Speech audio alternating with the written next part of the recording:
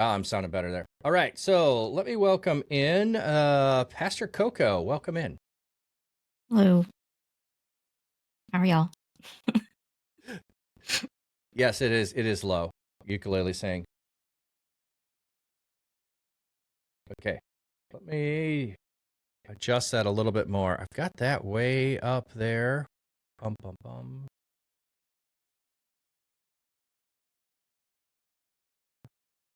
I get annoyed by this. Like I said, it is weird that some of my channels, OBS will not pick up as a microphone that is actually there. It just will not have it. It'll click on it and then nothing will be there. So hopefully that will fix that and we'll be good to go. Look at that awesome collection of hats. Hey, Christ made Ben. Welcome in. Yes, I do have a few hats. A few hats is how I like to say that. Pastor Coco, do you have hats? I have a lot of beanies.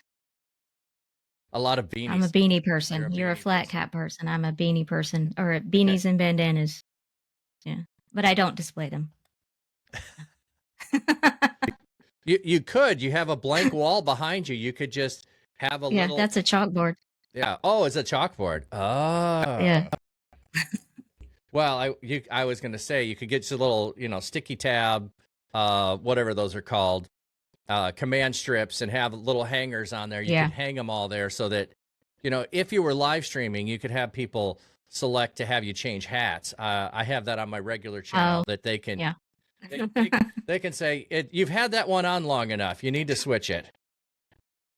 You like the flat caps as a British person? Well, I have been told that they are much cheaper in the UK than what I'm normally paying for them. So maybe there's a excursion in my future to go and stock up.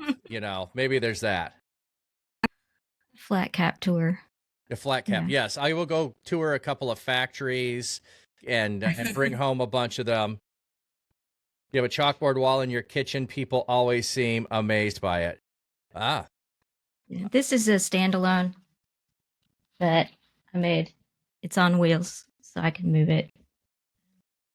Yeah. Well, having those things that can help you block off the space when you're streaming is a beneficial thing. I have had multiple iterations of how the hats are displayed and how I have it and where do I want it. And like even in this room, I have faced different directions. But I don't know. I think it's been this setup since the beginning of the year. So that's been quite a stretch for me to not move things around. Although actually I shouldn't say that. I did move the tank of guppies back here. Yeah. So slight alteration. So one of the things that I really think is exciting and fun is to figure out from people the story of how did you end up where you are as far as ministry goes. So how did you come across and get involved in, and I know you're not currently streaming on Twitch, but since you're involved in a church that is connected with Twitch, so I want to still keep that connection there. How and when did you get connected with Twitch? And then how did you decide that you were going to do some live streaming on Twitch? And then we'll come back and talk about the church part of that a little bit after that. So I got involved in VR church ministry first, and then the streaming came later. Okay. So I looked for VR church because I designed for VR IRL as a career, income, bivocational. And so when COVID shut everything down, our local church was in a high school. And I'm like, I wonder if there's a VR church. So I Googled VR church. And yes, there was. So I got involved there. And never intended to live stream, never intended to do videos or put my face up on stream or anything. I just got involved on their MMO side because I'm the elder pastor of the Final Fantasy MMO side. the intention was to help, and Well, along the way. well, how Mhm. let me just back up, because so you found VRMMO Church in the middle of COVID. How quickly Mhm. did you decide this was a place that you wanted to spend time and start to invest? What was that journey for you before Mm. before you helped? Like, what happened? What did you like about it? What was it that drew you into the space, other than, oh, I just wonder if there is one? Well, so it's I so to back up then. um I got involved. I've always been into emerging tech. So like I'm the one that wants to make responsibly, of course, things that are in sci-fi reality with, except for the whole Jurassic Park theory, just because you can doesn't mean you should. I'm very much involved in that. Yeah, yeah. But So you're working on so teleportation devices? no, Oh, no, okay. no. Oh, but in VR, yeah. In VR. Okay. Yeah. um so I totally invested all of my career into learning immersive tech design, future tech design, and staked my career on that. Took a big risk, got into that space when nobody else was interested in it and they thought it was just a fad. But I got involved in it because I pretty immediately saw the benefits of the immersion and how you really do feel like you're there. You really do feel like when you're there with other people that you are there with other people. Right. It feels present. And so immediately saw the benefits and the future possibilities of that in training and collaboration and all kinds of spaces. And then once COVID hit and everything was locked down, my local church had to shut down because it was in a high school. Um, and so the high schools shut down. And even though I'm an introvert and I'm perfectly fine being alone, it gets to you at some point. At some point, you need some kind of human interaction. Right. So VR was a way that I would hang out with the friends that I had made on the VR team at work. And whenever I would hang out with them in VR, I immediately felt like I'm here again. I'm around people Right. again. It immediately felt better. And for your mental health, that's important. And so reinforcing my understanding of, yeah, this is important and this is a possibility. So how can we create this kind of community when we're remote? And so I started looking up because I also really I helped to get our local church online. Okay. I kind of spearheaded that to get them online. So I was thinking all about, okay, how can we get further? So the intention at that point was to get my local church in VR, but that never happened. um, but yeah, and so I just Googled, I wonder if there's a VR church out there. What are they doing? And then so I Googled VR church and I watched some of their videos on YouTube, some of their old VODs, and saw how they were creating the worlds to let you experience whatever was going on in context so that you could go immerse yourself in that world in that time so that you'd have more context for what you're learning. I thought that was great. Said, okay, this is the future. It, So yeah, yeah. there And definitely then is a coolness to um, experiencing the scriptures, and going into a world that mhm, is immersed in it. And instead of sitting in the church and trying to have a pastor describe it to you, and you've got no visuals, I'm a right. visual person. So, yeah, Mhm. and a slide on the screen still doesn't fully help you understand No. everything that's going on. So, yeah, when you can touch, feel, walk around in the space, it's pretty cool. Yeah. Because your brain really does believe you're there if it's designed well. Um, so yeah, and then they had announced that they were starting this MMO experiment side, and so I got involved with that with the Final Fantasy XIV, and Were you I already started playing Final streaming. Fantasy? I started that actually. Some friends of mine IRL had been trying to get me to start playing 14. So I said, okay, I guess I need to start playing 14. Okay. Okay. Because they were in 14 as well. And I'm like, okay, maybe I need to be in 14. So I joined. And then I actually never ended up playing with my IRL friends. But when I got involved with the MMO side is when streaming started. So I would join DJ when he was streaming. Okay. And so my face wasn't up. I was just streaming in game with him. We'd stream in game. And I don't remember when I started showing my face, but I don't show my face on our church streams. We just stream from in game. Yeah. So in game, your character is what's shown, and what gets recorded, what gets broadcast, which I think is kind of interesting because you are playing that character in game. You've created that character. You've designed the character with all the modifications that you want, and everyone else who is attending also has done the same thing. Yep. So it's I think that's kind of a cool thing. I still haven't made it to one of those services yet, but I have finally made it to hanging out and playing with you. So that was fun. Yeah. That was fun.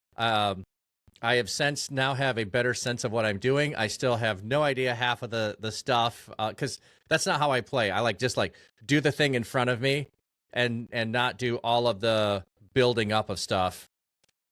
So when people talk about all the different things that you can do, it's like, yeah, I have no idea what spells do what. I just mash buttons and hopefully I win the battle. Yeah, it's overwhelming at first. Once you have time to play longer and you start doing dungeons and stuff, then it kind of, some of it matters. But at your level, it doesn't yet. At this level, you just be glad you have a new skill. Yes. Yeah, I have a new skill. I don't know how to use it. I don't know what it does, but I have a new whatever. And yeah, it's well, like I say, I think Final Fantasy is still one of my son's favorite games, and his brother always gives him garbage about it. Well, if it's a Final Fantasy, then how come there could be a second Final Fantasy and a third Final Fantasy? It's like, dude, you don't have to take words literally, you know? Yeah. But it's a brother, so you're gonna rib one another. You're supposed to be annoying. Yes, he totally knows how to do that job well. Yes. Hey, North Hill, welcome in. Morning, kids. Oh, you're making us feel young today. I appreciate that, friend. Yeah. The original Final Fantasy was supposed to be exactly. It was the final. Hey, the company is shutting down if this doesn't do it. It's our final attempt to be successful. Yeah. Well, I'm glad they kept it up because the games are good. So. Oh yeah, I've enjoyed them over the years. I think I still like the not mashing buttons where you stop and pause and you make your decisions about what you want to do and cast and all of that. So I love the turn-based system better, but that's because I'm old and I can't think fast and I don't know what buttons do what. And so don't count on me in the middle of battle if we're in a party. Let me just put it that way. It takes a while for people to get used to it. Yeah. Well, it's what happens with any game that I play. I know I have a whole bunch more skills than I know that I have, and I don't know how to use them. So I just use 2 or 3, and I'm not really skilled at those in anyway. So you started streaming with DJ, and so were you streaming in VR at all, or was it just Final Fantasy? Because you said it was VR that drew you to the church. And then when MMO was getting started, you're like, oh, I want to participate. So did you participate on the VR side at all with streaming? I would guest teach sometimes on the VR side. Okay. They don't like me to say I was guest teaching. I was teaching on the VR side. Okay. Eventually. I didn't start out that way because it took a year or 2 for me to start teaching because I was just involved and I was volunteering and I was helping explore and build up the community on the Final Fantasy side. So we didn't launch in Final Fantasy until soft launch 2021. Okay. And then full launch 2022. Wow. Okay. So I'm just backing up this idea here because this really sounds like what you would do if you were going to go in person and start a church. You would start to build connections and relationships in the community before you would have a soft launch of a church that would gather together. It sounds a whole lot like what you were trying to do there. Yeah, we were planning a church in Final Fantasy. Yeah. So you go into the community, get to know the community, learn about it, learn about how things work there, and see how things might look in that game, in that community. And then you design for that. You don't just lift and shift from one to another and say, oh, this is going to work everywhere. It won't. So you have to figure out what's going to work for whichever game you're in or community you're in. Yeah. I love that aspect of it. And not everyone who is going into digital spaces is going to end up planting or starting a church, but you already were working with the church. The plan was this is a new campus of our church in another site, another game than when we are already at. How did the progress of growing that happen as you were getting ready to start it? Were there any difficulties that you faced in doing that? Were there some challenges you were able to overcome? Consistency. We would have issues with getting discouraged from people not showing up. A lot of discouragement, but we'd keep going because DJ had already been through it with VR. He was instrumental in keeping it going on the Final Fantasy side. Say just show up. If you teach to an empty room, teach to an empty room. If you're playing by yourself, play by yourself. Just be consistent in showing up at the set times so that it's something that is expected and eventually people will come. And so just not getting discouraged, constantly questioning, am I doing what I'm supposed to be doing? The thing How am I balancing this with income? Yes. Yeah. There is so much of that in church planting, and it's still true even in church planting in digital spaces, that there's a level of how do we be faithful to what we're doing? How do we establish when we're going to do things? And then continuing to stick it out until it becomes sticky in the people's lives you're trying to reach. Yeah, so we soft launched in 2021, and on the Final Fantasy side, we didn't really start growing really until last year. Okay. So it took a while, and for us, it was like, I'm very introverted, so of course, it's hard for me to build community. So I needed the one person to come that would come and be the enthusiast, that would be the Barnabas for me, and would encourage other people and help build that community. So that happened in 2024. And then once he joined, then more people joined. Yeah. And now, his testimony went out on YouTube. That's where most of our people come from. They don't actually come find us in game very often, although recently one neighbor in my housing district found us that way. It's like she came over and checked out our house. It's like, oh, this is the church. Is there but that's not the normal. Yeah. And I've only gotten to where the houses are recently in game, so I don't know enough about the houses. And other people who are listening who aren't in game or may not know either. So on the outside of the house, can you advertise it as a church? Can you decorate it? Can you do any of those things so that people walking by in the game would go, oh, wait, there's a church there? It doesn't look like a church. It looks like a house. Right. But I meant, like, can you put a label on it or something like? No. Okay. In some games you can. So in this game, you're just going to be using whatever housing options are available in the game. Yeah. And it looks like a house. And when you go inside, it looks like a house. We've designed it to look like a house, not a church. Yeah. Although we do have a little prayer chapel in there that you can go in, and it looks like a little chapel. It looks really cool. But we don't have our services there.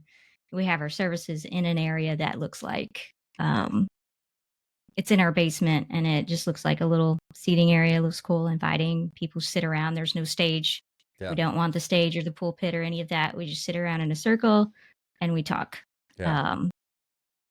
Because we don't want that hierarchy. We don't want to set that up. And that's still a struggle that I'm dealing with because I have the pastor label. Oh, That yes. it's still the hierarchy, but I'm trying to get rid of that, and I'm trying to get everyone else to step up and realize they're also the royal priesthood, and it's not just me. Yeah. Yeah.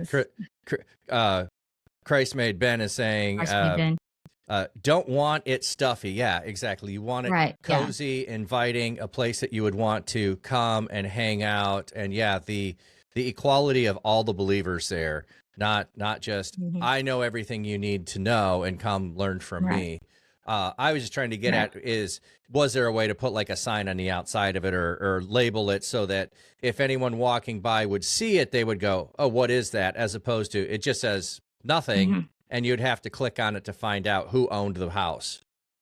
So you have to click on, each house has a little signpost, but you can't see it in game. You have to click on it to read what it says. Yeah, that's what I was. And that's the common practice in that game is people will go up into a house and say, okay, who owns this house and what's it about? And so that's how they do that in game. You can't put signage up or anything. Okay. I didn't know if there was that. Yeah, because I hadn't got across it yet. I haven't made it that far in there. So, but that makes it on some level, difficult in game to advertise, to let people know that there is a church, that it does exist, and that it's in the space. So, do people who are in the church, do you do random plays with random people, or do you talk with people in game so that you're getting to know other people and inviting them into the church? Do people do that, or is that a possible thing that people could be doing? So anytime you go into a game, you need to read the terms of service. And the terms of service for Final Fantasy XIV are don't go out proselytizing and evangelizing and stuff.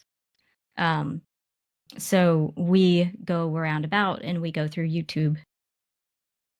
And so that's how we find people. But we do randomly interact with people in game. It's built for community. So you can hang out with people you just in community areas and public areas and interact with them that way. But we don't like proselytize or anything in those spaces. We just hang out and be nice to people, and they can click on our profiles for more information about individual people. And so I have set the rule that if anyone has our free company is what is the guild in this game. It's called a free company. And so I keep having to say, if you have this tag on you, you do not act this way. Well, it's, you know what, that really goes to like a reflection of creation, of bearing the name of. You are an image bearer of, you bear the name of. So if you have the free company image on you, you're representing everyone else that is a Christian. You are representing this. Yep. And you do not act, because I've had to actually get on people before, and because they were wanting to randomly troll somebody, and I'm like, not with that name on you, you are not. Well, that's just well, I would say such a early church kind of thing where Paul is helping people to understand you have to abandon your former way of life in the way you treated people, in the way you acted towards others, and you need to act in a loving manner. Trolling people is not a loving thing to do. Right. It's just not. Now, in some families, ribbing your siblings is a thing to do. That's different. It's different. There's relationship, and there's also boundaries too, because there's times you can go over the line and go too far, and you don't want to do that. Right. And it also needs to be that both parties accept and see that it is joyful. You can't just be the person always doing it, and they don't like it. That's not loving either. Yeah, so there's questions in the chat here. It's like, so Yep. you're forced to be kind of passive in the game itself. Yeah, we want to honor the rules. It's just like if you went out IRL in a mission field, you would want to honor the local laws and work around those however you can while still respecting the authorities, because you don't want to get kicked out. Because if you get kicked out, how are you going to do anything? So that's how we do it in game. And so in game, we can make friends in game. That happens, or but most of our people come through YouTube, through YouTube videos, and they'll come into our Discord and they'll lurk for a little while to see what it's about, and they'll watch a bunch of videos to see what it's about before they start interacting. Because for whatever reason, Final Fantasy XIV is full of introverts. It's a lot of introverts. At least that's what we get here. Yeah. Um, Well, and there's yeah, a level of that too, that just is what you would do in a physical space too, like you're saying, is yeah, honoring the rules and the customs. The other thing is you don't want to taint the space for others that come right. behind you. So if you're the first Mhm. Christians in the space, the first church in the space, and you're aggressively doing things that are contrary to the terms of service, they're going to be even harsher on anybody that comes after you, and you're going to make it even Yes. harder to reach people that are far away from Hmm. God. Yes, and that happened in IRL in Japan. If you, because I've read Endo's work, an Okay. old author, and he talked about the Kakure Christian, the hidden Christians in Japan, and how the Christians came in and they just completely oppressed everyone. It was horrible how they treated them, and they got kicked out, and the borders got closed. Yeah. That's what happens. So it's like, why are you there? Are you there to force your how you do things on everyone else, or are you there to reach people for Christ? 'Cause I actually was just listening to that this morning. Paul talking about how he was everything for everyone. When he would go into a Pharisaical environment, he would be Pharisaical to reach them for Christ. When he was in a Gentile environment, he became a Gentile to reach them for Christ instead of trying to force them to fit him. And Yeah. we need to remember that wherever we are. Well, and I think some of it too is studying the culture that you're in. Like you're saying, is it seems to be Mhm. a bunch of introverts that are in the space. Well, if you just start going up to random strangers with questions and they're introverted, you're going to chase them away. That's not a great way to approach people. So Right. Yeah.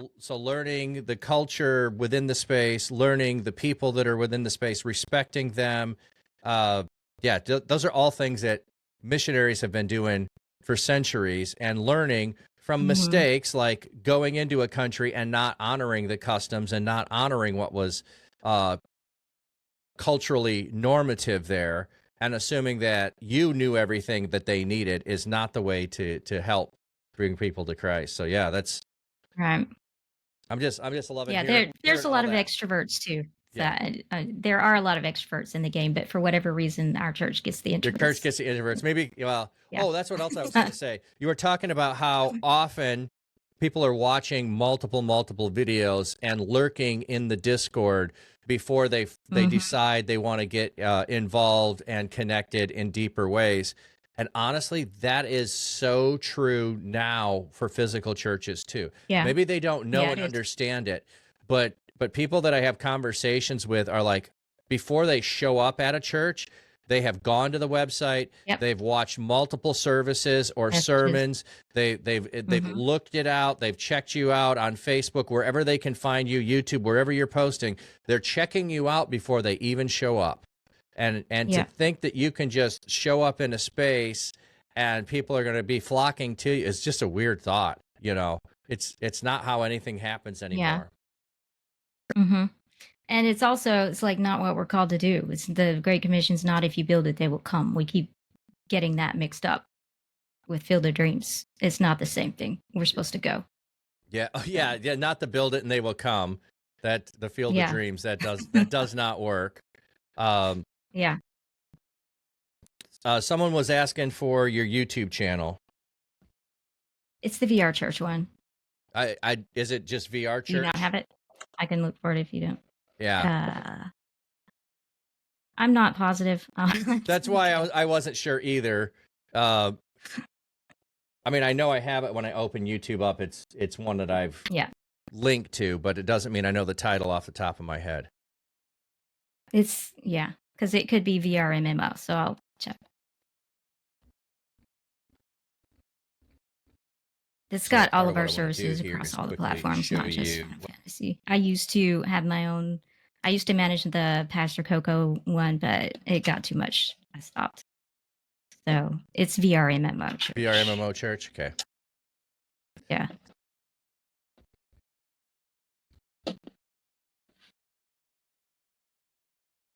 Yep, there it is. Yeah. I'll copy that link. Or do you already got it? Okay. I already put it in the chat. Awesome.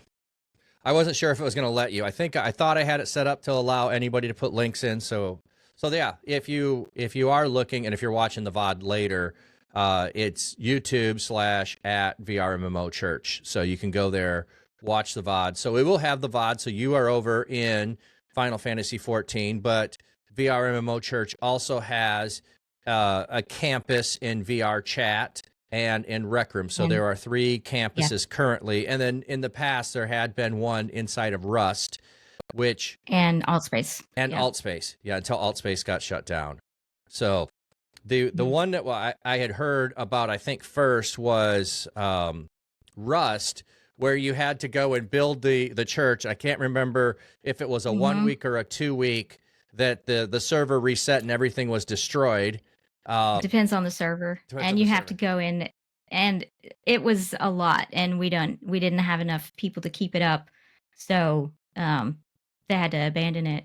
But it was a lot of work. You had to really love that game to play it. I tried it. Sorry, it's not my thing. Yeah. Well, and I understand too. You had zombies and other stuff would destroy what you were building. So you had to have people there 24/7 to protect it. And then as people would walk by throughout the week, you would say, hey, they'd say, hey, what are you doing? You're like, hey, we're building a church. The service is on Sunday.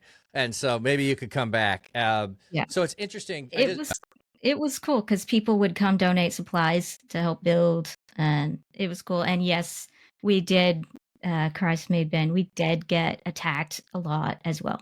So depending on which server we were on, because I think they began to choose servers that were PvE with PvP zones. So you could choose, and so in the PvE zones, it's not as problematic, but you would still have like the in-game helicopters and stuff that you had to be aware of because they would bomb your buildings and stuff. So. I've never been in the game, so that just sounds like it's too much work, man. But they loved it, and it made a difference. Yeah, it feels like a Sisyphean task where it's like you're pushing the boulder up the hill. You got a whole week to push it up, and it rolls down, and you got to start over next week and push it back up again. But yeah, I think it could be amazing that God could be glorified in the space. And the other thing too, I think that, well, I'm going to step back here and say my denomination. I'm not going to pick on the whole church, but in some ways, what I've seen with church planting in my denomination is the attitude of we want to know it's going to be successful before we invest in doing it. We want to have all of the measurements in place to know that it's going to be a successful church, that it will launch, it will be self-sustaining, and you have to have all of these things in place. We've lost the ability to say, let's experiment. It doesn't matter if it works or it doesn't. If God's calling us to do it, we can go try it. We can reach people for the time that it's there. Maybe the season of Rust was so vital in some people's lives that it's worth the fact that it's gone for those people to have been exposed to it in that time. And maybe you wouldn't have ended up in Final Fantasy 14 and going there if Rust was still ongoing. We were already there. Yeah. It was a separate thing. It's a separate thing. But just thinking through some of those things where you learn some things, you shift along the way. I love the idea of experimentation within the space of go try it. You might reach some people. If it doesn't work, you're not locked into it for a long period of time. You can adjust things, you can change, which I've been working with you for a while now with VRMMO Church on trying to help think through some of the volunteer things and adjusting schedules and adjusting rhythms and those kinds of things so that you can help raise up more people from within. So you got raised up from within. And so when you started helping, did you have any thoughts of being a pastor? Was that something you thought you could do? Then Mm-mm. talk more about that story of how was it that, and I'm just guessing here, so if I'm wrong, that you got tapped on the shoulder because people saw in you the ability to do that and be that. And how was that journey for you of accepting and saying yes to stepping into being in a more of a leadership role within the church? Um, well, so growing up female, no pastor. Well, So, growing up also in the South. yes, Yeah. in the South, female, no pastor. Yep. So I had to get over that. I had to do a lot of scripture studying for myself because I didn't want to go against God. So I had to do my own study and say, okay, is this actually what God wants me to do?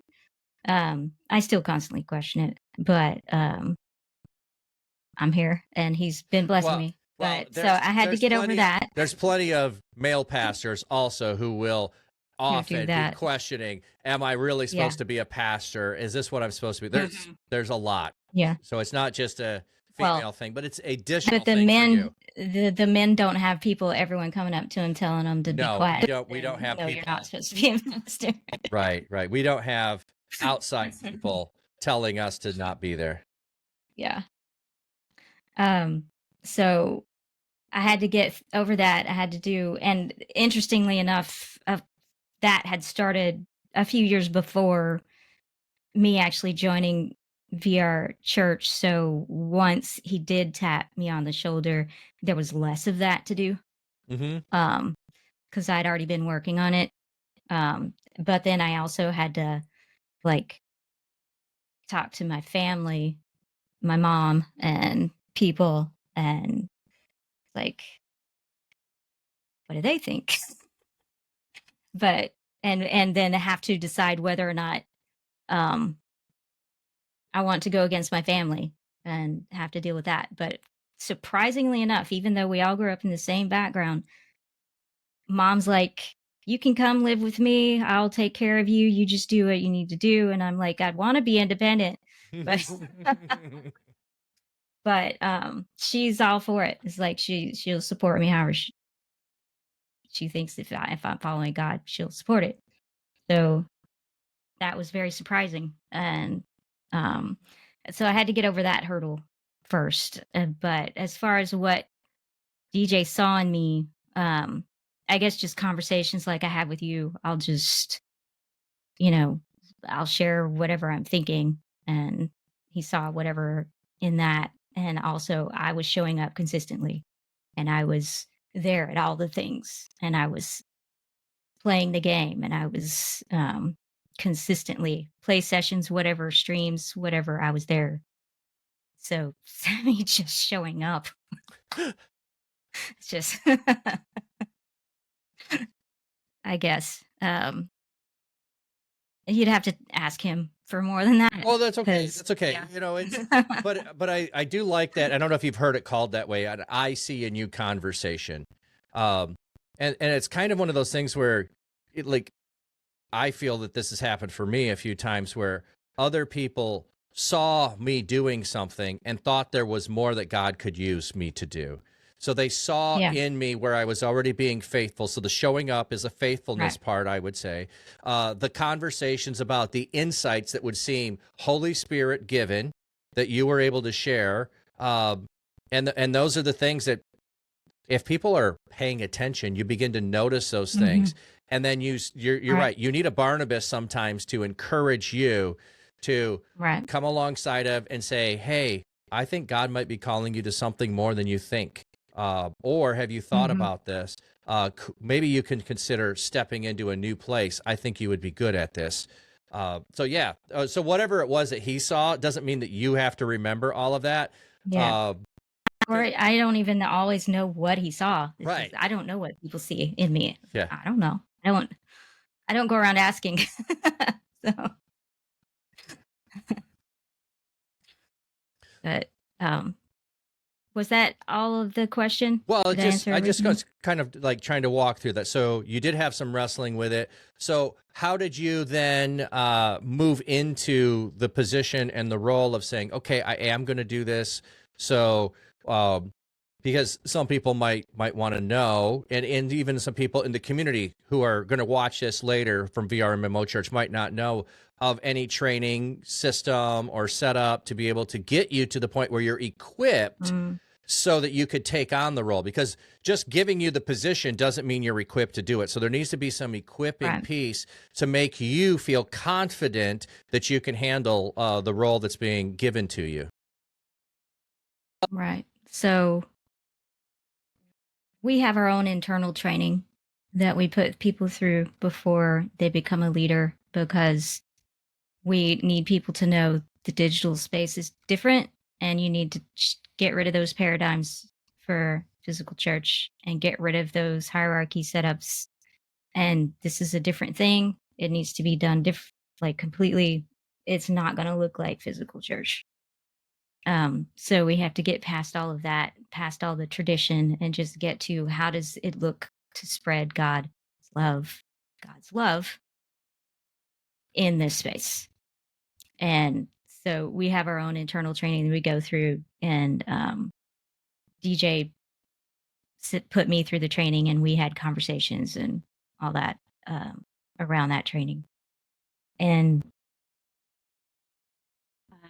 which is not uncommon. Also, he sent me. I was going to say, it's not uncommon. There are some denominations that do it that way. Some, like mine, send you off to seminary. Others do internal training to give you the training that you need, and then checking in, vetting, making sure that you're grasping it all, putting into practice, and then certifying that you have the qualifications that right be able to be in the role. We're not a denomination. We actually call ourselves decentralized, because we're multiple people from multiple churches, multiple backgrounds coming together under the banner of Christ. So we don't actually have a denomination. We are not even non-denominational. We are decentralized, Christocentric. And nobody knows what that means, because we're all stuck in a denomination setup. But it means we're all just under the banner of Christ. Yeah. Agreeing to disagree. And he also sent me like a little write-up that he'd have on these are the expectations that we have of a leader, so I could read it and say, okay, I think I can do that. And then he came and he met me in person. He came here on his way somewhere else and met me in person, and I got to meet him and his wife.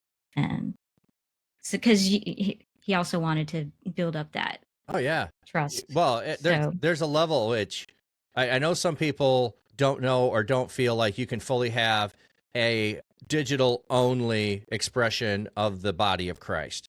I think that you can, but it doesn't mean I don't want to connect and be in person with people. It takes the relationship that's already established, and it's like this infusion of mass amounts of building forward the trust, the relationship, the same way that if you spend all week at any kind of mission project, you develop a deeper relationship with those people you might have known in the church for years. It's just infusing the Holy Spirit in a way that's compressed, and you come out even deeper than you were before. I've had that multiple times. You and I haven't been together in person yet. Right. But it's one of those things that's like, it's on my radar. If there's an opportunity, I'm going to say yes to it, even if it's a little bit inconvenient, because who knows if it'll come by again. And that's how all of our people are who trust each other. Of course, we're not going to ask people to tell us where they are if they don't feel safe. We respect that. We don't ask people where they come from. They volunteer it if they want. But yeah, it takes a large amount of trust to be able to be willing to meet someone in person who you've met digitally. So yeah, it's a risk. And my mom lived. I lived with my mom at the time, and she was up waiting for me when I got home. Oh yeah. The fears of she was waiting. Some strange person on the internet is gonna has come. Yeah, she's gonna get kidnapped, and I'm never gonna see her again. Yeah. That's I remember those kind, and the thing is there is that fear because there's a reality. Mm-hmm. But there's also how and where do you share information? And one of the things is within Twitch and other platforms, the sharing of information, or even a Discord service, there's a public level of it. So there's other people in the space who are also hearing it. If all of your communications with a person are direct message only, and that's the only way you know that person, then Mm-hmm. I'm going to be a little bit That's more, us. yeah, Yeah. a little bit concerned about, okay, is this person really telling me what they're telling me? If I've never seen a video Right. with them, if I haven't brought someone else in to verify anything. So yeah, there is a little bit of that. Yeah, You you, also tell other people in the community that it's happening. yes, So. yes. Yeah, you turn up and it's a guy wearing a flat cap looking shifty.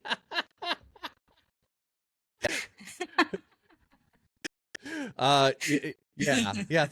Thanks, Ben. I appreciate that. Just kidding. It's all good. I love the jesting. I love joking around. So, ukulele. Yep, your husband has me take someone with me when you're meeting internet Mm-hmm. friends too. Yeah, flat cap. Yeah. I met with ukulele. We just went. I was in Orlando. She drove over from where she lives, and we were able to take and go for a meal. Her dad came along. Yeah. Everybody felt safe, felt good. We've known each Yeah. other for, I don't know, over 4 years now. So Yeah. it's kind of an amazing thing to get to meet people that you know online after you've known them for a long time online, of getting together. But I know Mm-hmm. that that's not going to be the reality for everybody that I know. And so I don't Yeah. diminish those relationships if there's a chance that it will never happen, because I have people that This are side of eternity. exactly this side of eternity. So we just continue to build the Yeah. relationships, working with people. Yeah. And I don't tell anyone where I live. I go meet them in a public place. So I'm Uh, not uh saying, yeah, come to my house. I don't know you. right. So yeah. Ben, what are you talking about there? You signed up for the digital ministry thing, the thing that was scrolling. You could have the EDM. You could have put your whatever name you wanted in there. You could have put Christ Made Ben in there. That would have been fine. We don't care if it's a real name or not. Yeah. We will I call put you. Pastor Coco and everything. Right. And that's not my real name. Yeah. So it's all up to you what information you give us. If it's Pastor, and I know your real name, if it's Pastor Coco online, I'm going to call you Pastor Coco all the time, because it's easier for me to keep straight. And if all of a sudden I'm changing names to someone else, you don't realize who I'm talking about. So I try to Right. do that. It's all good. Your credit scores are Take my debt. Go ahead. Take my debt. I'm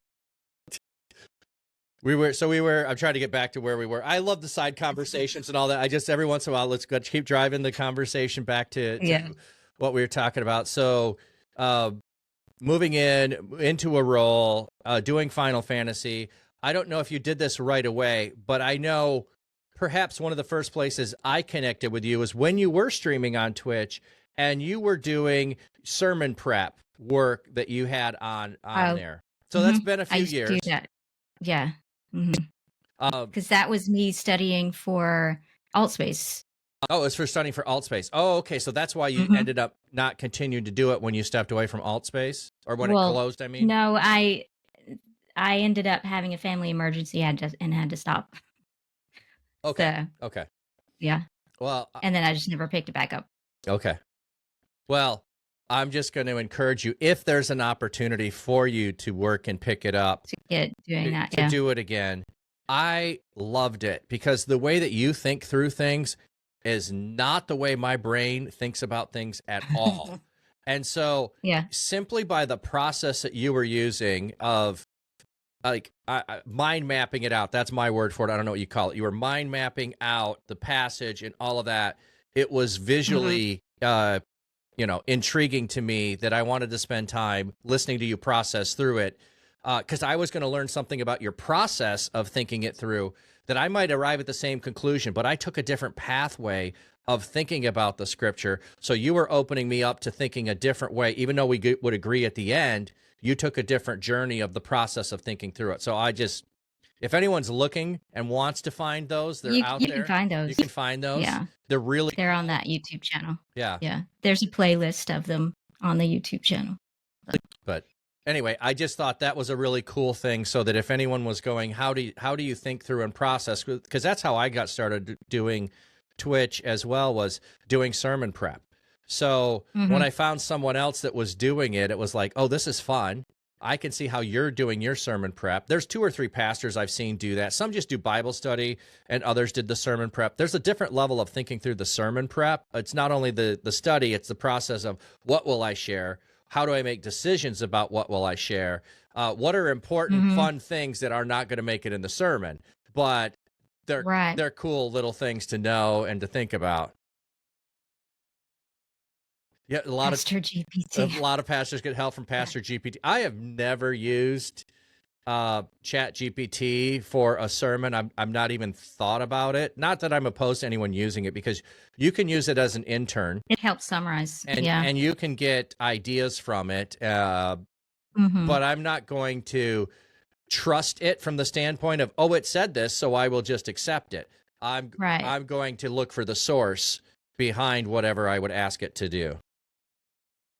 Yeah, use it to break down passages for your own edification. That sounds great. That sounds great, Ben. Yeah. My way of studying has evolved since then, because that software that I was using, they upped the price and got rid of the tier that I was using, so I dropped them. And I do have a Logos subscription, though. Yeah. And I have a ton of notes in Logos, and the Bibles are all different colors, and it's fun. I like that too. And I might, if I ever go back to doing the stream, I'll have to figure out a different software to use for that, to do visual. I have one in mind, and a mind mapping one. Okay. Because I like being able to see seeing it visually. Helps you make connections that you wouldn't always make if you were just reading. Yeah. So. Yep. Yeah. Totally agree with that. One of the things that, and I think this is a fun thing for me that I get to do in digital space that I did not get to do so much as a physical church pastor. I didn't get to know the other church pastors in my communities on how they taught, on what they did, because they were having their service at the same time I was, and I wasn't pulling up to watch them later. We might get together once a month, depending on where I lived, and know them on a personal level, but I didn't know them on a pastor level from the standpoint of what they were teaching, how they were approaching, those kinds of things. So I've just found that piece fascinating, to be able to get to know other people in the space. So yeah, some are using Logos and bringing that approach. Others are more systematic, of you start at the beginning of the book and you go through and that kind of thing. Others will be thematic. And my approach is a little bit different. I love to make connections between chapters that have, books that have nothing to do with each other. And so, when I do my reading through the Bible in a year approach, one day you're reading the Torah, the first 5 books. Another day you're reading wisdom literature. Another day you're it's like every genre has a day of the week. And oh my goodness, one of the most amazing things I ever saw in scripture was when, and it was probably always there and I never noticed it, but reading through the book of Esther and realizing she's from the tribe of Benjamin, and the tribe of Benjamin is the tribe that Saul was from, and Saul is disgraced, and Saul is a disgrace to the tribe of Benjamin, and now we're in exile, and we've gone far away from God, and who's the one that's going to help rescue the people? The tribe of Benjamin. There's a redemption of the tribe of Benjamin through the line of Esther, from an unexpected tribe in an unexpected place, through a woman, no less. If you pull those threads together, it's amazing.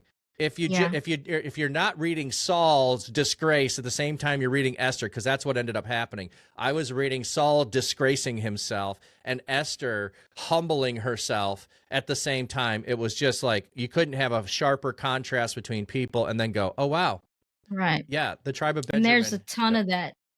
There's so much of that that we miss in scripture that it is masterfully hyperlinked all over the place. I am really loving that term hyperlink. I keep hearing it in some Yeah. podcasts I listen to. I haven't worked Bible in it. Project, Tim Mackey. Oh, well, he's not the only one. He's not the only one that Okay, uses yeah. that. I probably You have, probably got it from someone else. well, and it could be everybody's going back to Tim Mackey, but Could be. but I would say I probably have 5 or 6 different podcasts that I listen to regularly that are all using that word hyperlink, hyperlink, hyperlink. And to begin with, I knew what he meant, but it's now almost become part of my vocabulary of, oh, this is a hyperlink to the other, but I haven't quite adopted it yet. But it's like, I love the word to think that through, because I think in digital space, it just makes so much sense. Like, for instance, right in the middle of the chat there is a hyperlink to go to the website of, so you're reading it and the hyperlink takes you to the place that I want you to be able to go. So we do that constantly. Right. And the New Testament writers knew that. And there's so many hyperlinks that you can't even see because you don't know they're there. Yeah. They're allusions, they're indirect quotes. It's part of the culture. For instance, half of the things that I will say that are cultural references to something in my stream, like if you are not of the right age group, you do not know what I'm talking about. Exactly. Badges, we don't need those stinking badges, Yeah. I like pulling, what you talking about, Willis? Yeah. You got to be old enough to know them. If you grew up in the culture, you understand them. Yeah, emoticons too. Yeah. Yeah, I don't understand all of the emoticons. No, I don't. I do get some congratulations from my kids when I started streaming and I started using language in a new way. Like, oh man, this guy came into my stream. It was so sus, and I was like, Dad, you used that properly. That's quite impressive there. I might have to come check your stream out. I probably won't be my dad, but anyway, these trolls were showing up and yeah, reading the Gen Z Bible. Yeah, I won't understand half of it, but that's okay. Yeah. So you start, you're doing it, you're in it, you do Twitch for a while, you're not doing that. How have you, as a person trying to help within a church, face difficulties that come? Because I know there's some regular difficulties that churches in digital space face. How do you help overcome some of those difficulties that the church faces or that individuals in the church have faced? And if you got stories you can tell, that's great. If it's just generalization of some approaches that you take, either way is fine. Are you talking about difficulties of running a ministry in digital space? It could be anything, any difficulties that might come up. The difficulties of having volunteers, the difficulties that trolls bring in, the difficulties of people who are far away from Christ suddenly becoming Christians and having to. So it doesn't matter what you want to talk about, just, some difficulties that you have stepped in to try to help work through. Well, we have the current challenge of multiplication because we keep falling into the trap of, oh, we don't have a volunteer for this, or the volunteer's not doing it quick enough, so I'll just do it myself. And I'm having to remind myself, and I'm having to remind other people. It's like, nope, let them do it. If it doesn't happen, it doesn't happen. And then people see the reality of when people don't step up. This is what happens when people don't step up. And sometimes I can be a little hard-handed on that. I'm like, because we'll have issues with one of the platforms. Nobody is scheduled to teach because our teachers are burned out, and we don't have anyone to step up. And I'll just say, well, just don't show up. See what happens. Because I'm to that point. Well, let them see what happens when the volunteers don't show up. Right. Well, And and I think part of yeah, that too is to go back to breaking the mold of the mindset of it has to be pastor driven to have a yeah, successful hmm church. It really needs to right, be owned by the community.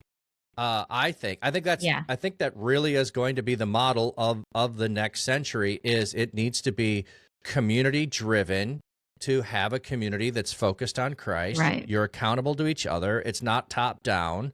Um, there hmm certainly doesn't mean that the physical church is going away. I think there are going to be some changes made there, and some people are figuring that out and working towards it. But I think cultural shifts are causing some of that. The idea of you need to collaborate, that you need to have participation. I think some of the reason that the younger people are leaving is because we do not give them anything to do in the church other than to show up. We don't invite them in. They're not hmm ready, we think. Well, you need to start right, small and you need to start sooner and you need to allow for mistakes. I don't what if you're going to hmm label them that of well, I'll just give an example. For instance, I was just down at the artisan marketplace and one of the musicians was there and I'm not really paying attention to what he's playing, but every once in a while he'd hit a wrong note on the saxophone as he's hmm playing. Now, I don't know well enough to know, oh, does he have a bad read and it's not his fault? Is there a problem with the mechanism in the saxophone, or did he just play it wrong? I don't know enough to know the difference. Someone with expertise would. But if you never give that hmm person a chance to be out there and do it because, oh, you made a mistake, you have to be perfect, we never let people step up and do anything. And the tendency, like you said, my wife has this problem too, is I could do it faster. I'll just step in and hmm do it. It will be done It'll take right. me 2 seconds. I'll It, do it. it, it, Yeah. it's a mentality I think the church has as a whole too, of we can't let go and let God's grace cover the mistakes, cover the hmm learning curve, cover the growing in faith. It's either you have to be perfect in your faith or you can't step up and do anything. I don't know if that Yeah. seems true for you or Um, people seem to think that they aren't qualified. Yeah. right. Yeah, so Um, it's the same kind so of thing. It's the if you've experienced only the perfect get to step up and do right. it. I'm not perfect. hmm I will make mistakes. I will be judged poorly. So there's a whole cultural setup that you've inherited. You're trying to fight hmm against it of no, we can be who we are and God can hmm accept us and we can love you when it doesn't turn out to be the best it could be, but it's still your best. Yeah. And people, this happens in career as well because I teach in career as well. I'm a teacher, and people will be so intimidated by me. Like I'll never like they want to immediately be like me, and Right. it's like I've been doing this for over 20 years. Give yourself some time. Oh yeah. It's like so. And I wasn't always this way. I hope that I will be better in the future. um, And so for we're working on getting the HEAR method introduced so that people, and you're helping with that, getting the HEAR method introduced to try to make it less intimidating for people. Yeah. Because my method of teaching is not probably anyone else's method, or many other people's Oh, methods. yeah. Well, So, my method is not uh, anybody else's yeah. method either. I'm not like So, I would not teach and they think, people my method for doing yeah. things because it's so ingrained in my thinking and my processing hmm that it's nah, this is not how I was trained, but it is what works for me, and I wouldn't teach it. It's maybe not the most efficient way to do things, but I will process through hours upon hours of Right. information that will never make it in the sermon. And hmm uh, I won't script. I learned how to do scripting of sermons, but my problem is a theater background. I would memorize the first draft and then I would make changes. And then I couldn't, I Yeah. would get stuck in my own head between versions that I had written and scripted out, and I would be stuck on version 1, even though I know I had version 3, and I couldn't. So it's like, I have to do no scripting. I have to, like, if I showed you, I don't even know if I have a copy. I'm just looking here. The last time I preached, I have the slides that just have scripture on it, and I probably have 5 words written. That's my sermon outline, is 5 words. Mine's not. that are like, and it might be just like the name of someone that I'm going to tell a story about, or an illustration point, or make sure this is an emphasis of a word. So it's like, that's not really teachable. You're not going to duplicate what I do, because that's how I've learned it. But yeah, the hear method. So the hear method wasn't even mine to be able to bring it. It's highlighting. So that's the first step. So, well, I should say pray. You pray when you're gonna read scripture, and then you read it, and then you just ask people to highlight it. What is the Holy Spirit speaking to you? What stood out in the passage we just read? There are no wrong answers. If you have long-winded people, you need to make sure that they just say a word or a verse from the whole thing that stood out to you. That's it. No, don't have to be complicated. So if you're reading through the whole passage of John 3:16, and world is the word that stuck out to you, then that's what you say, world. That's it. Or that God loved. Wow, that's the word or the phrase that stood out to me. You just share that. All good answers. And maybe you're just like, perish. I don't know what it means, so it stood out to me because I need to understand that. Great. And then the next one, E is explain. So explaining what's going on in the passage, explaining what it meant to the original audience, explaining the circumstances of why it might have been written. There's a whole bunch of levels to do that. And then A is apply. I like to think of apply. How would this apply to the original audience? How would they have put into practice? So they've just heard it. They've just had it explained. How would they apply it? And then R is respond. So in light of everything that you've heard, everything that's been explained, the application that they would have used, what's your response to it? And everyone sitting there might have a different response. Yeah. And so, yeah, this is a way of taking it and putting it in the hands of the people, which by the way, I've said this a few times in my stream. I've said this in direct message conversations. I don't know if I've said this on stream. So this is me. I'm just making a caveat here. This is me, that I'm not representing the church digital in this thinking. This is my own. I think the church needs a new Reformation. The first Reformation took the Bible out of the hands of clergy and it put it in the hands of the people.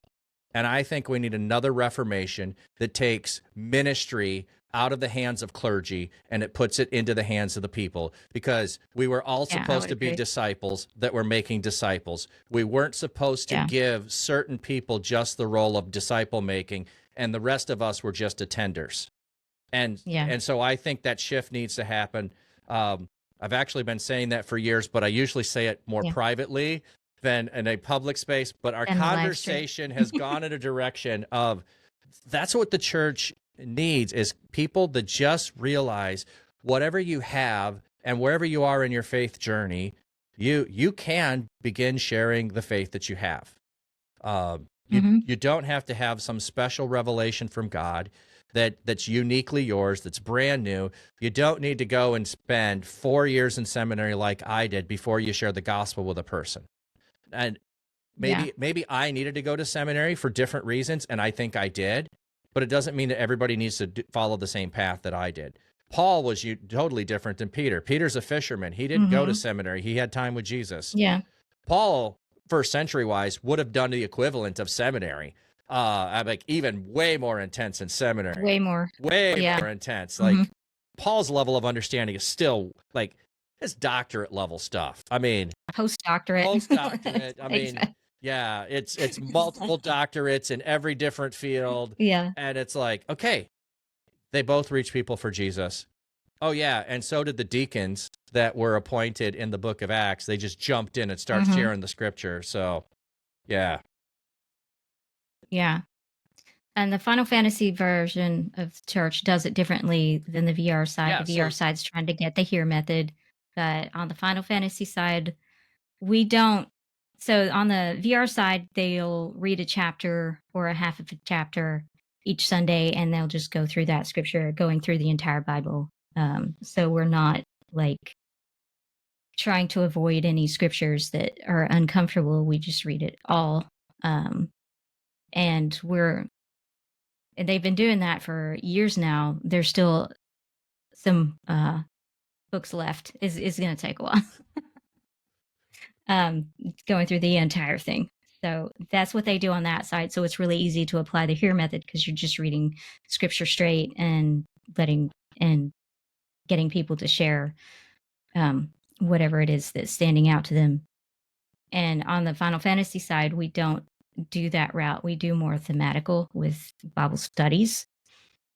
And so applying the HEAR method's a little bit more difficult on that side. But we are still trying to do something. So on my side, we'll go through either a Bible study plan in YouVersion, and we'll discuss that. And we're trying to get it less sermon-y and more discussion-y. So it's not me doing a sermon anymore. It's me having a discussion with someone on stream and then talking to the people in the chat while we're on stream. So we don't have in-game voice chat on Final Fantasy XIV. So we'll meet in Discord in a voice channel and discuss that way. And then we'll also stream on Twitch. And so we can have conversations in voice and also with whoever wants to type and not speak on stream. And I'll give them a study 2 weeks in advance so they can go through it, and then they'll be prepared for our discussion. Yeah. Well, yeah, I was going to say, even in Discord, for those that don't know, Discord, you can have people who are just typing in the chat as well. Some people can be in voice, and you've pointed out before, while you can turn on video in Discord, that most of them are not turning on video. Yeah. None of them are. None of them are. And we've actually disabled video on the Final Fantasy channel. Oh, I did not realize that. Unless you're a volunteer, you can't share video because it became disruptive. I could see that. Yeah. For church services and stuff, it became disruptive, so we disabled it in our Final Fantasy. Yeah, sorry. I'm just getting visions of when I've seen churches try to do Zoom meetings, and they don't automatically mute everybody when they come in, and somebody who doesn't know it is talking, and you can't get their attention to stop talking, and those. So I can totally see the disruption. Too. Yeah. Or people will come in, they will say we're in the middle of a service, but they just do whatever they want. They'll start sharing the game they're playing and start talking and sharing their video, and it's like, okay, they're not doing that anymore. We're turning that off. That's part of the learning and growing. So I've told my community, you can do whatever you want. If we won't stream, so you're not afraid. So everyone's intimidated for streaming. I understand. You got to get over that at some point. But until then, we won't stream but once a month or every other service or whatever we need to decide. But it's at least once a month. Somebody else is doing it. I'm not. Yeah. So y'all decide amongst yourself who's doing it. Do what you want. It still has to be approved. We can watch The Chosen. We can watch a video Bible study. You can read scripture, whatever. I'm not doing it. I'm just going to sit back and watch you. Well, and we won't stream. Yeah, and even that's another approach, methodology of taking good content that is beneficial to the body to study and have conversations around, and just allow that to be the. I mean, like, think about 50 years ago. What did you have accessible for teaching? You had some scholarly books that were out there that were really expensive. You might have had the beginnings of some VHS tapes, but there was not a way for the average person in the church to have access to good, sound biblical teaching. The most you might get would probably be people teaching on TV, and they were not necessarily doing, they're doing a whole worship service, so it would just be whatever for their church. So that would have been all you would probably have access to, or it'd be evangelism crusades that you would get access to. So not a lot of, hey, I really Mm-hmm. want to learn and understand these concepts. I really want to understand the Bible better. There wasn't any really good resources out there for people. So now there are so many resources out there Mm-hmm. that any given thing that I might talk about, I could point to 10 other people that know way more depth than I do, that I'm the one that's filtering those all through. So why not just go straight to the source, and we all have a discussion about those types of Mm-hmm. passages, those topics that are coming up. I think that's a wonderful approach to help empower the community in leading the community forward. Yeah. We've had one service so far like that. And people just shared their testimonies, and one of the other people facilitated it. And I still had the issue because I'm very serious about my day off. And that was my day off. But of course, you're still going to have, Pastor, can you pray for me for this? It's like, and I said, yeah, sure. But there's this whole community here that could also pray for you. It doesn't just have to be me. Yeah. Yeah, sometimes Ukulele is saying, sometimes we're the bridge between excellent resources and the people who need to hear what they have to say. Exactly. But other times now we can just point people straight to the resource, and we don't have to always be the go-between. But you're right, sometimes we are. But I think there are so many nowadays that I don't have time to filter all of the excellent resources that are out there of people that are producing wonderful things to help us understand the first century better, understand Old Testament settings better. We keep learning more and more and more. And to just be able to go and say, hey, I trust this source over here, go dive in and have fun learning about that because you are really excited about it, but maybe the whole rest of the community isn't, is a fun thing to be able to do too. Yeah, I'm notorious for sharing resources. Yeah. Just to take a shift a minute here, we've been talking about some struggles and trying to overcome them. You have 2 or 3 stories of impact that have happened that you've been witness to, or maybe you were involved in with VR MMO Church in the time that you've been there? Well, we've had people who are atheists come to Christ. We've had people who are Satanists come to Christ. We've had people who would come in and barely say one word together in 4 weeks,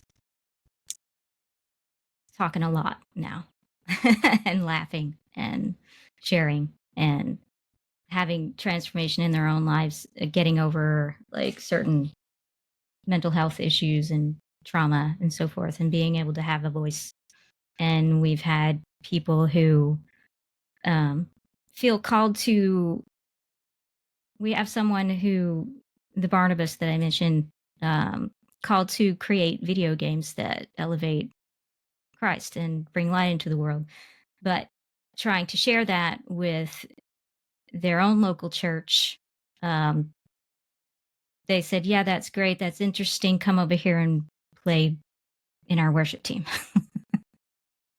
And instead of empowering them to step into whatever it is they're called to do. And so coming here the first time, he shared what he thinks he's called to do, and I'm like, yeah, duh. It's like, go do that. Yeah. I actually know how to do this. I can connect you to people. I can help you with this. It's like, and here's these other people who have experience in this field in our community. Here you go. So that was actually transformative for him, and so he's had a lot of transformation since then. And he co-teaches with me now on stream, and he wouldn't before. So I don't know if you're hearing the train. Yep, I can hear the train. You can't do anything about the train. The train's gonna do what the train's gonna do. It's very loud.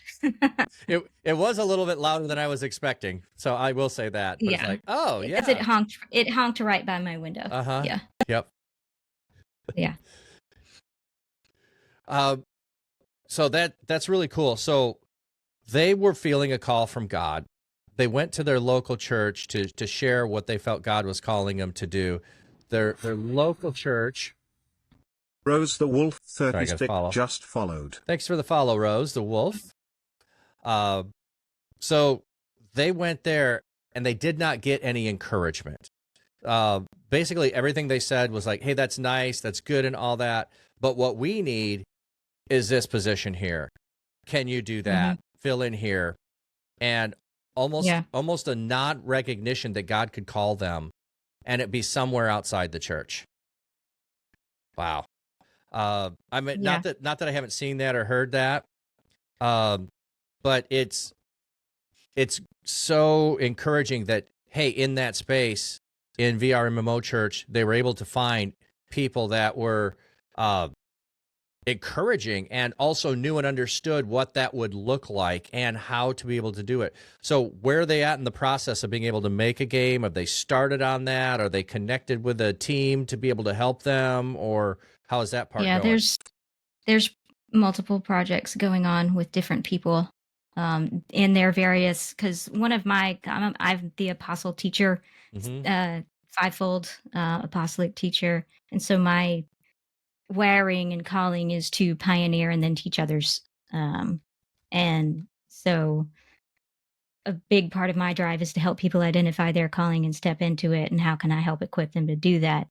And so we've got multiple people, and I want to continue to encourage that, multiple people making things. And some of them are doing it together, some of them are doing it on their own, but creating content that they feel they need to do. And part of this particular person's is, I see from a game maker standpoint, you need to be able to communicate with your audience. You need to be able to do these different things. Here's how you can gain that experience. And so that's what I'm working on doing. And so he's helping teach now. And so he's learning to communicate. And at some point I'm going to have him teach without me. He's aware of it. So yeah, and I the approach I think you're taking, and you might not label it this way, but there's the I teach and you watch, I teach and you assist, you teach and I assist, you teach and I watch, you go do it and find someone else to do the same with.